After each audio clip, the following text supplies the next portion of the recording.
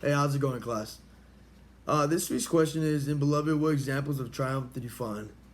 Also, what examples of failure did you discover? And how did Morrison's work capture the romance and tragedies of the Reconstruction period, along with the aftermath of slavery? And after reading this book and understanding where the author was coming from, I started to analyze, and here's what I've got. First, after Setha runs away and gets captured along with his children, she decides to kill him for a good reason, obviously, which still doesn't justify the fact that she committed murder. Well, she was captured, and instead of going back to Sweet Home or murdered, she was condemned from hanging and freed from the school teacher, which was committing physical harm to her, and that's honestly like I believe that's a triumph right there. Like, obviously she wasn't free, like the story goes, but she was free from physical pain, and I can see it. I can like see that as a triumph.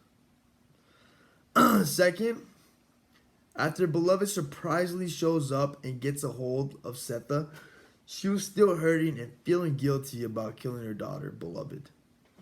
She becomes so obsessive to the point where people actually think she was clinically insane.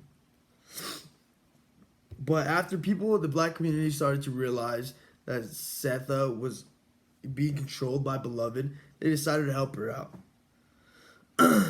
And finally freed by her awful memories, and Beloved was never seen again.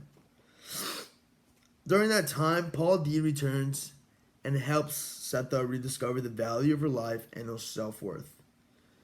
Um, I also believe that's another triumph right there, because obviously she wasn't in the physical like danger, but she was still mentally going through it.